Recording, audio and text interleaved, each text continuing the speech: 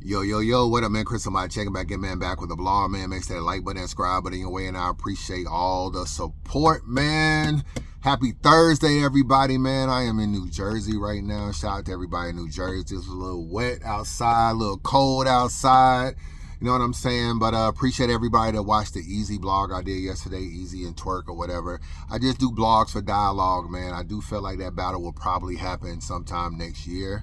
A lot of things have changed with URL in terms of like people moving around a lot more. I don't think URL has the stranglehold over the culture like they used to. So I feel like people are moving around more. You had Ab Battle Hollow on the trenches. You had Swamp Battle Verb on Chrome. So people are moving around more. Maybe they can make that battle happen. And we'll revisit it, do some predictions, all that kind of stuff. They were both in the space yesterday talking about battling. So I don't know. I think they both want to make it happen. And as the culture moves along next year, people will be clamoring for that battle. And I do think it will happen. But we got Blog Awards. Yes, sir. Shout out to my nigga Desi. We got Blog Awards. And you know the great thing about these Blog Awards? It don't involve unbiased. All the Blog Awards be popping when they do not involve unbiased, man. I really like undefeated in Blog Awards. I really be cooking niggas. I'm putting niggas in the blender. You know what I'm saying? I think I'm like 13-0-1. You know what I mean? Angry Fan, we got like a tie. You know what I'm saying? I was cooking Angry Fan in rounds 1 and 2, and he came back bottom of the second and had a crazy third round. Me and him got a tie. Everybody else got smoked.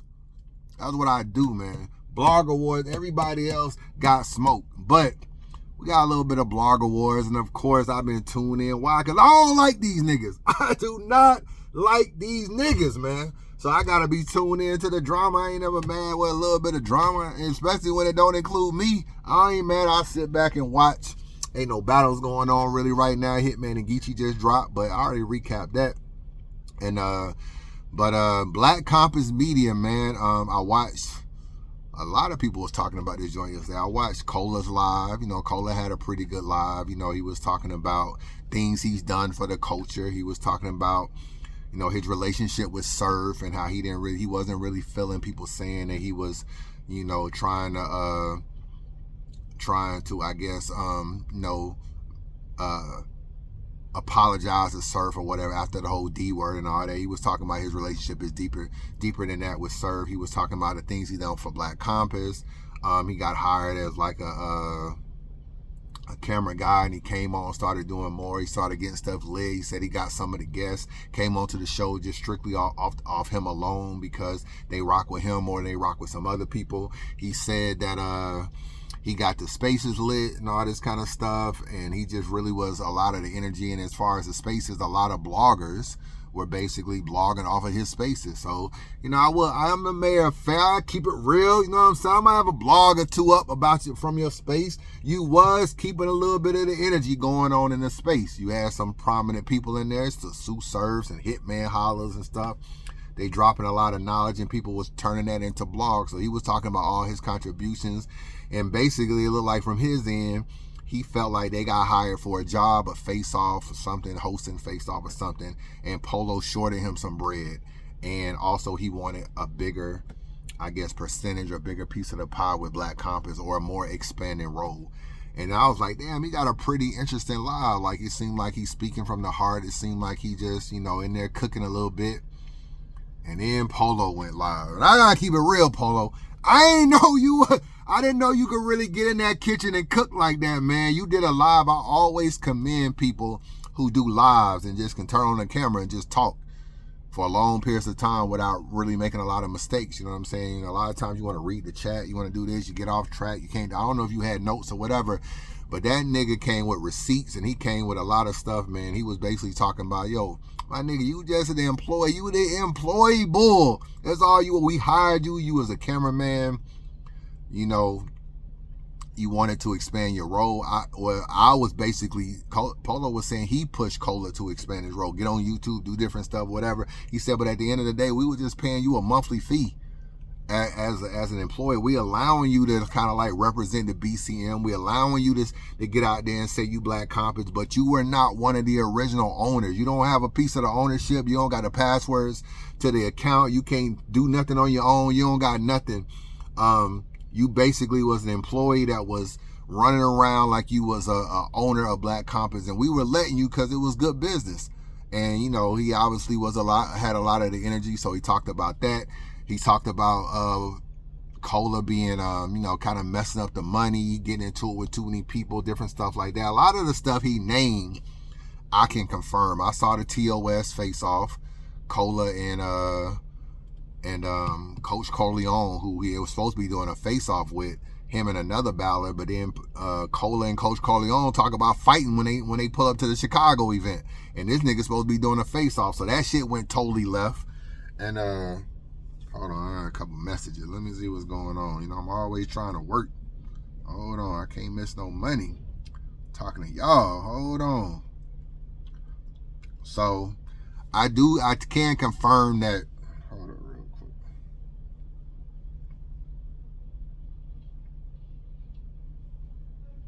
Hold on. I can confirm that part was true. And I do know that we know what he said about Mav Hoffa. We know he was talking about, I guess Mav reached out to Polo and wanted to talk to Cola. Cola was unwilling to talk. Their channel got demonetized. I think Tasha K did that or whatever. And he was mad that Cola was unwilling to talk to Mav. And you got to understand, like, Black Compass, they not bloggers, bro. You know, I know they blog here and there, but they really not bloggers, which means a lot of their relationships is based on the people in the culture. They do interviews, they do voting and judging tournaments for URL and different kind of stuff. They have a lot of things. They manage artists and everything. So for them, relationships mean a lot.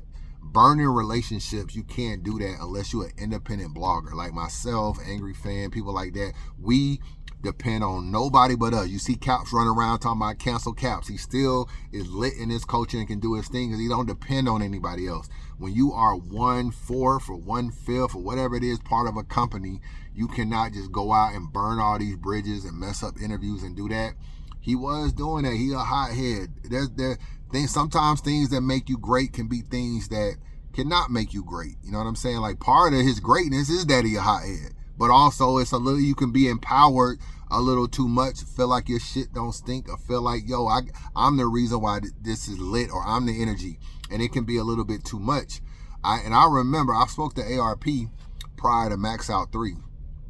And we were just talking about like media passes and who was coming. And he flat out told me, he said, Cola wasn't allowed to come to Max Out 3. He said, everybody else with Black Comp, he said, I don't really too much rock with Polo like that. Tone Bro, I understand he managed artists on. I got a lot of respect for Tone Bro, but he said everybody in Black Compass is allowed to come to Max Out 3 except Cola.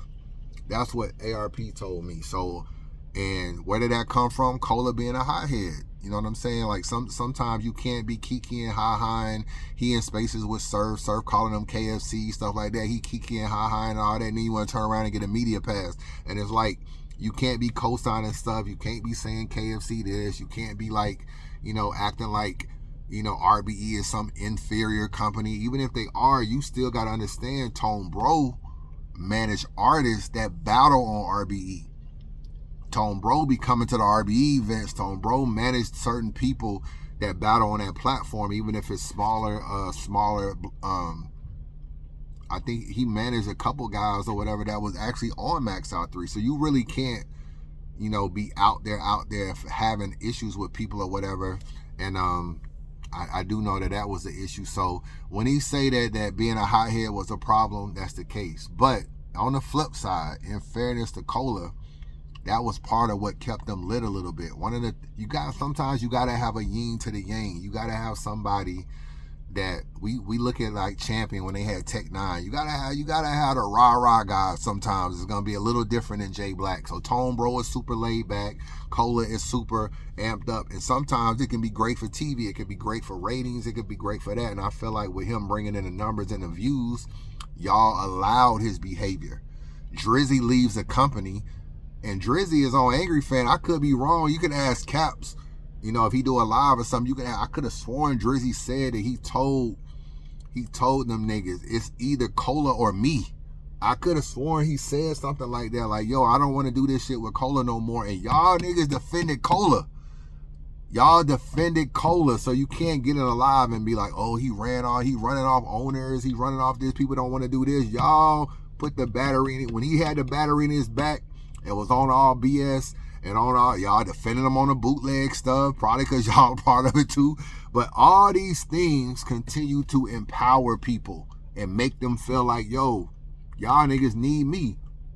And Drizzy leaves because of Cola or whatever, and it's like y'all didn't kick Cola out and keep Drizzy. Drizzy ends up leaving, and y'all kept Cola. So that's why this nigga's running around with a little holler. So if you feel like if he hot tempered, or he feel like he this, or he feel like he that, he feels like at the end of the day, whether it's good news, bad news, good drama, bad drama, it's still keeping the Black Compass name out there. And as long as he feel like that, and y'all niggas allow that behavior, he's gonna feel empowered.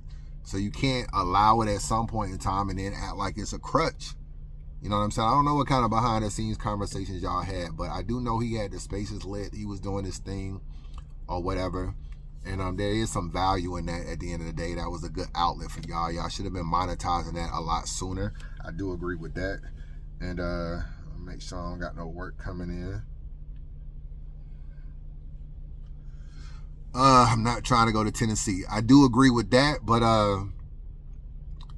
yeah, so that's pretty much where we stand. I mean, but you know, all that bro, Polo said this nigga was an employee, bro. He said basically, you know, I don't really know the whole Black Compass history because they kind of formed when I got locked up, but for you to, niggas ain't give me no passcodes, bro. You cannot have no passcodes if you ain't in this shit from the beginning, bro. So I kind of agree with them on that. But basically saying like, yo, we hired you, we pay you a monthly fee. How you gonna get a percentage when you the worker? That's a bar. How you gonna get a percentage when you are the worker? That is a bar. It's hard to put niggas on in this culture, man, because there's always some drama.